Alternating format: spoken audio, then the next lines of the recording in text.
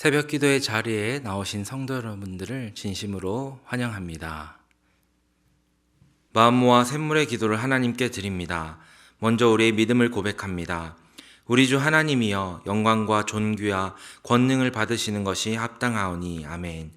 여호와 우리 하나님은 천지와 만물을 창조하신 창조주이심을 고백합니다. 주님의 거룩하고 아름다우신 이름을 찬양하며 경배하오니 주님 홀로 영광을 받으시옵소서. 교회와 예배를 위해 기도합니다. 더러는 좋은 땅에 떨어짐에 어떤 것은 100배, 어떤 것은 60배, 어떤 것은 30배의 결실을 하였느니라. 아멘. 지금도 말씀하신 하나님, 샘물의 주의 말씀이 흥왕하여 다스리시고 주일 예배 가운데 말씀의 은혜와 하나님의 임재를 경험하게 하옵소서. 성도들이 작은 목자 훈련에 힘써 참여하여 말씀으로 삶이 변화되는 거룩한 경험을 하게 하옵소서. 목장과 VIP를 위해 기도합니다. 너희 눈을 들어 밭을 보라. 희어져 추수하게 되었도다. 아멘. 추수할 일꾼을 부르시는 주님, 샘물의 목장이 함께 모여 예수 행복을 경험하고 예수 사랑을 나누는 목장이 되게 하옵소서. 목장마다 한 목장 한 영혼 세례 주기에 동참하여 VIP를 품고 기도하게 하시고 사람을 남기는 샘물이 되게 하옵소서. 다음 세대와 성도들을 위해 기도합니다. 여호와로 인하여 기뻐하는 것이 너희의 힘이니라. 아멘. 우리의 힘과 능력이 되신 하나님, 우리 자녀들을 주님께 의탁합니다. 혼탁한 세상에서 주님의 말씀대로 믿고 주님의 말씀대로 살아가는 믿음의 세대가 되게 하옵소서. 어릴 때부터 하나님을 알고 사랑하게 하시고 하나님을 경외하는 청년들이 되게 하옵소서. 주님께서 성도들의 건강과 형편을 보살펴 주시고 어떤 상황에도 하나님을 기뻐함으로 승리하는 성도가 되게 하옵소서. 나라와 선교를 위해 기도합니다. 땅의 모든 끝이여 내게로 돌이켜 구원을 받으라. 나는 하나님이라 다른 이가 없느니라. 아멘. 열방을 구원하신 하나님, 샘물의 성도들이 가는 선교사, 보내는 선교사로 구원의 하나님을 증거하는 선교적 삶을 살게 하옵소서. 이 나라에 하나님의 정의와 공의가 세워지게 하시고 갈라진 이 나라가 복음 안에 하나가 되게 하시며 나라의 갈 길을 인도해 주시옵소서. 우리의 힘과 도움이 되시는 예수님의 이름으로 기도드립니다. 아멘. 오늘 하나님께서 주시는 말씀은 마태복음 22장 23절부터 33절까지 말씀입니다. 부활이 없다 하는 사두개인들이 그날 예수께 와서 물어 이르되 선생님이여, 모세가 일렀을 때 사람이 만일 자식이 없이 죽으면 그 동생이 그 아내에게 장가들어 형을 위하여 상속자를 세울지니라 하였나이다.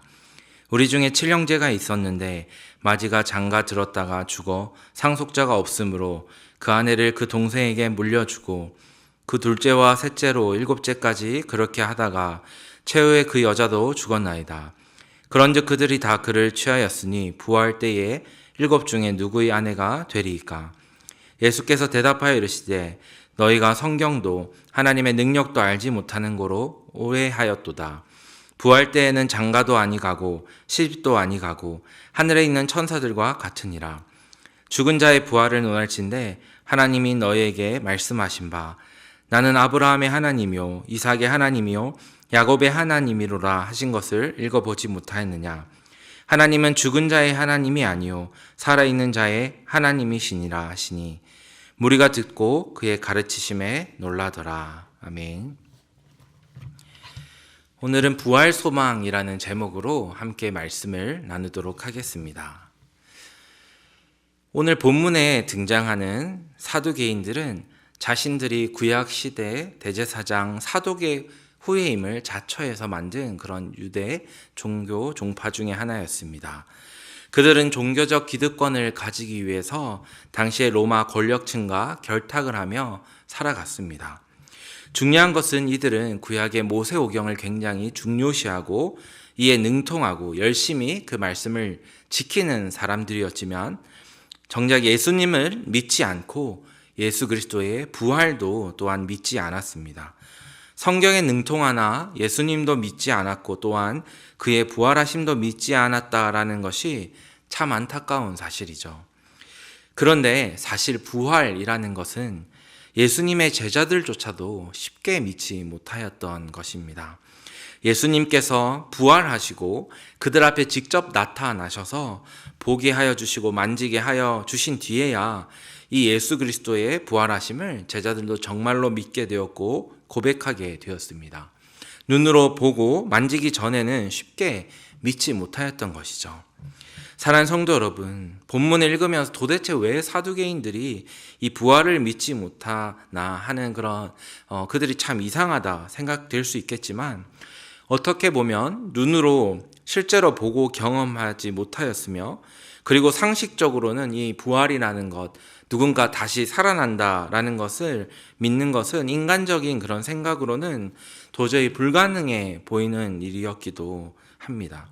그래서 오늘날도 여전히 이 예수 그리스도의 부활을 믿지 않고 살아가는 사람들이 많이 있는 것이죠. 그렇다면 우리 자신은 어떠합니까? 우리는 정말로 나는 예수 그리스도의 부활을 확실히 믿고 있습니까? 믿는다는 것은 단순히 지식적인 그런 동의나 철학적인 끄덕임이 아닙니다. 또한 우리가 오랫동안 어린 시절부터 교회를 다녔기 때문에, 어린 시절부터 부활에 관하여서 우리가 늘 들어왔었기 때문에 별 고민 없이 암기하고 있는 사실 정도가 아니죠. 믿는다라는 것은 우리의 지식적인 알을 넘어서서 우리가 전인격적으로 이 사실 앞에 우리가 아멘으로 고백하고 믿음으로 말미암아 우리의 삶에 체험이 되고, 또한 이 믿음으로 인해서 우리의 삶에 참 변화가 일어나는 것이 바로 믿는 그런 은혜입니다. 그래서 우리가 예수님의 부활을 믿는다면 우리의 삶에 이 부활로 말미암아 그로 인한 삶의 변화가 뚜렷하게 나타나야 하는 것이죠. 우리 주변에, 그리고 우리 자신이 예수님을 만남으로 인해서 이전에 살던 삶과 완전히 180도 달라진 그런 경험들과 이야기들을 우리는 많이 들어왔습니다. 사도 바울도 또한 그런 사람이었지 않습니까? 그래서 오늘은 우리가 정말로 이 부활을 믿기에 우리의 삶에 어떠한 그 소망이 생기는지를 나누길 소원합니다. 정말로 우리가 부활을 믿기 때문에 우리의 삶에 생겨난 그런 하나님이 주시는 소망으로 말미암아 오늘도 믿음으로 귀한 삶을 살아가시는 저와 여러분들 되시기를 간절히 축원드립니다. 아멘. 부활로 인하여서 우리의 삶에 일어난 소망, 첫 번째는 바로 예수님에 대한 소망입니다. 우리가 부활을 정말로 믿으면 우리의 삶은 예수님에 대한 소망으로 가득 차게 됩니다. 오늘 본문에서 사두개인들은 예수님을 직접 눈으로 뵙고 대화를 하는 장면이 나옵니다. 그들은 이렇게 하나님이신 분, 그리고 하나님의 아들이신 분과 직접 눈앞에서 뵙고 이야기를 나누게 된 것이죠. 예수님을 만난다라는 것은 인생에서 얼마나 귀한 일이겠습니까? 그런데 더 놀라운 사실은 이 사두개인들이 예수님을 직접 보았음에도 예수님을 제대로 알지 못하였다라는 사실입니다. 예수님을 하나님으로, 또 예수님을 하나님의 독생하신 분으로 알지 못하였다라는 사실이죠. 예수님을 그저 당시에 많았던 한 위대한 스승 중에 한 명으로 생각했고, 그저 예수님을 한 명의 성인 정도로 알고 있었던 것이죠. 그들은 직접 보고 들은 이 예수님의 출생에 관한 모든 사실도, 또한 직접 그들이 보고 겪은 예수님의 모든 사역과 그 능력과 기적들도 그들은 다 믿지 못하였던 것입니다. 그리고 특별히 예수님이 왜 이 땅에 오셨는가 하는 점을 그들은 알지도 못하였던 것이죠. 성도 여러분, 그런데 부활을 믿고 살아가는 사람의 삶은 어떠할까요? 네, 부활을 믿는 사람은 하나님이신 예수님께서 이 땅에 오셨음을 확실히 믿는 사람들입니다. 또한 예수님의 그 모든 성경에 기록된 사역과 그리고 예수님이 하신 그 모든 말씀을 참으로 믿는 사람이며, 예수님께서는 하나님 되시고 그리고 하나님의 독생자 되신 분이시다라는 사실을 굳게 믿는 사람이 부활을 믿는 사람입니다. 예수님이 나를 위해서 이 땅에 오셨음을 바로 알고 믿고 고백하는 자이죠. 여러분, 만약 예수님께서 이 땅에 오시긴 오셨는데 그냥 이 땅에서 한 성인으로 사역하다가 십자가에서 달리시고 죽으신 것으로 만약 끝이 났다면 그 이유는 아무런 의미도 남지 않습니다. 아무리 누군가가 위대한 사역을 했다 하더라도 그 일전에 예수님의 모든 사역도 그 중요한 의미도 모두 다 사라지고 말았겠죠. 그런데 예수 그리스도께서 우리를 구원하시기 위해 정말로 하나님 되신 분이 이 땅에 오셨고, 그리고 우리의 죄를 대신 짊어지셨고 십자가에서 죽으셨으며, 그리고는 죽음을 이기시고 부활하심으로 말미암아 예수님의 그 모든 사역이 정말 참이었고, 그가 전하신 말씀과 그 모든 사건들과 사역들이 참된 사실임을 우리가 깨닫게 되는 것입니다. 예수님이 정말로 나를 위해 죽으셨구나. 그리고 예수 그리스도께서 정말로 나를 구원하시기 위해 그 죽음을 이기시고 부활하신 분이구나 라는 것을 우리는 고백하게 된 것이죠. 그래서 이 부활을 참으로 믿는 사람은 예수의 소망으로 가득 찬 삶을 살아가게 되는 것입니다. 또한 예수님이 나의 인생의 주인 되시고 나와 늘 함께 해주시고 인도하신 분이심을 우리는 더욱더 소망하고 살아갈 수가 있게 되는 것이죠. 사랑하는 샘물교회 성도 여러분, 예수 소망으로 가득 차기를 소원합니다. 예수님 자체가 바로 우리의 소망이 되기를 소원합니다. 왜냐하면 예수님께서는 그 죄의 죽음을 이기시고 부활하셨기 때문입니다. 예수님 자체가 우리의 생명의 주인이시고 또한 우리의 인생의 주인공이시고 우리의 소망의 참 대상 되시는, 이 소망의 이유가 되시는 분이시기 때문입니다. 그러므로 오늘도 이 예수 부활, 예수님의 부활하심을 참으로 믿으심으로 우리의 삶에 예수 소망으로 살아가시는 저와 여러분이 되시기를 간절히 축원드립니다. 아멘. 예수님의 부활을 믿음으로 생기는 소망 두 번째는 영생에 대한 소망입니다. 영생은 영원한 생명을 의미하죠. 우리가 그런데 이 영원한 생명에 대해서 한 가지 생각해 볼 점이 있습니다. 바로 영원한 생명 하면은 항상 우리가 생각할 때에 미래에 누군가 죽고 나서 누릴 그런 일들로, 미래적인 일들로만 생각한다라는 것입니다. 멀리 미래에 있을 일, 그리고 나중에 있을 일. 그래서 현재의 우리 삶은 고단해도 우리가 그 미래를 위하여서 참고 살아야 하는 것으로 그렇게 우리의 인생을 여길 때가 있죠. 성도 여러분, 정말로 이 영생이라는 것이 그 정도 의미밖에 되지가 않을까요? 아닙니다. 영생은 과거로부터 그리고 오늘 현재의 삶에 굉장히 큰 의미가 있는 사건입니다. 영생은 우리가 나중에 죽고서 누릴 사건이 아니라 현재 우리가 이미 누리고 살아가고 있는 것이 바로 영생의 참된 의미입니다. 이것을 본문 32절 말씀에서는 나는 아브라함의 하나님이요 이삭의 하나님이요 야곱의 하나님이로라 하신 것을 읽어보지 못하였느냐?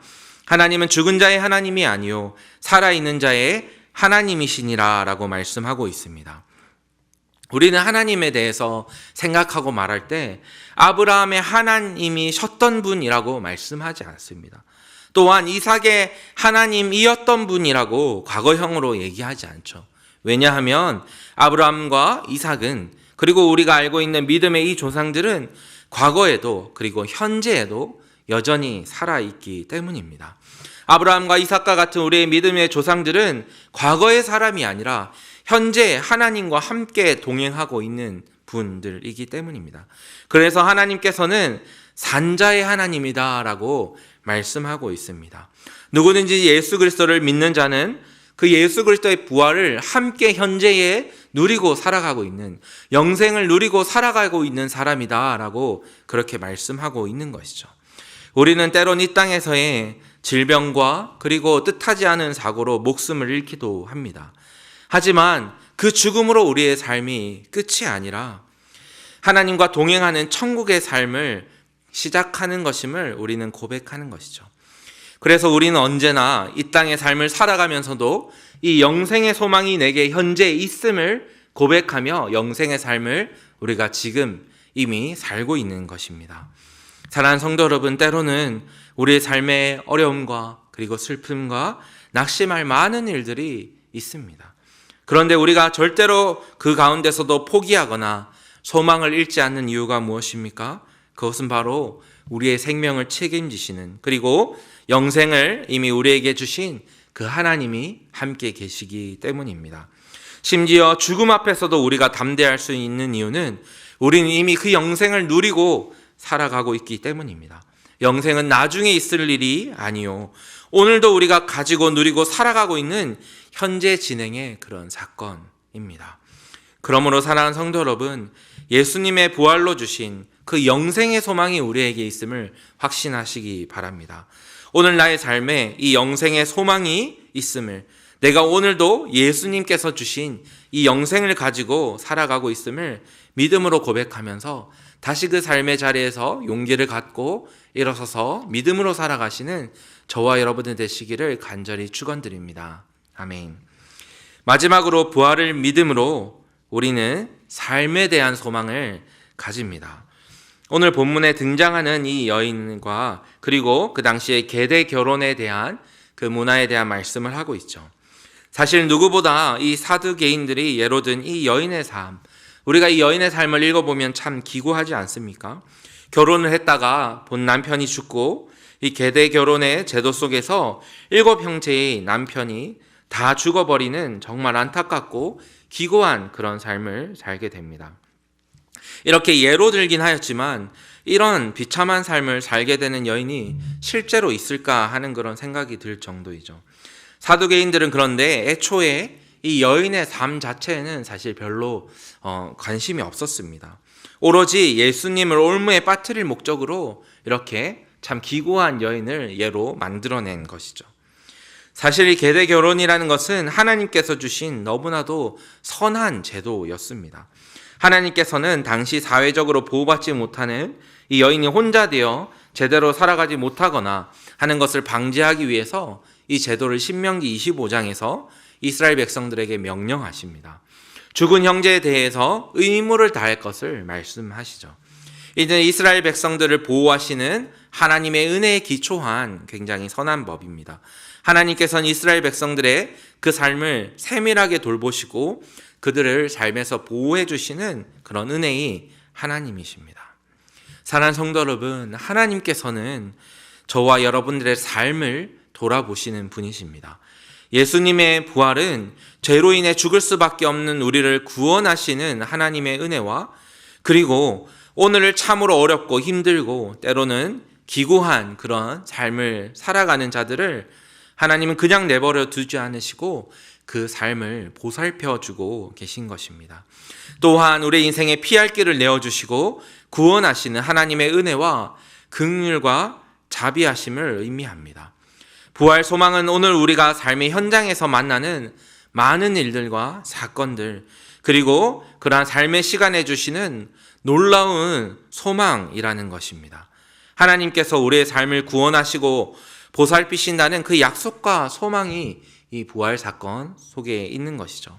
하나님은 절대로 우리의 삶을 그냥 내버려 두지 않으십니다. 성도 여러분, 그러므로 우리의 삶에, 오늘의 나의 삶에 부활 소망을 가지시길 소원합니다. 부활하신 예수 그리스도를 바라보면서 오늘도 나의 삶을 신실하게 인도하시는 그 하나님을 바라보시는 저와 여러분들 되시기를 축원드립니다. 말씀을 맺겠습니다. 부활할 믿음으로 우리 예수 소망이 더욱더 굳어지기를 소망합니다. 또한 영생을 확신하며 누리며 살아가길 소원합니다. 그리고 우리의 오늘의 삶도 책임지심을 더욱 소망하면서 우리가 살기를 축원드립니다. 예수님의 부활이 우리 과거와 그리고 현재와 우리의 미래의 일까지도 하나님께서 인도하심을 믿으시고 오늘도 이 부활을 참으로 믿으심으로 말미암아 소망을 가지고 살아가시는 저와 여러분의 되시기를 간절히 축원드립니다. 아멘. 말씀을 기억하며 기도하실 때 하나님, 우리 안에 예수님의 부활을 확실히 믿게 하여 주시옵소서. 그리하여서 예수님이 소망이 되심을 고백하며 영원한 생명이 우리에게 주어졌음에 감사하고 또한 오늘의 삶을 신실하게 인도하신 하나님께 감사하며 오늘도 소망을 가지고 힘차게 살아나갈 수 있도록 인도하여 주소서. 그렇게 기도하시고 교회를 위해서 기도하실 때 우리 샘물교회를 날마다 지켜주시고 담임 목사님 능력의 장중에 붙들어 주시고 모든 부목사님들과 장로님들 또한 직분자들에게 하나님의 지혜와 섬김과 사랑을 부어주시고 교회를 잘 섬기고 인도하실 수 있도록 함께 기도하시겠습니다.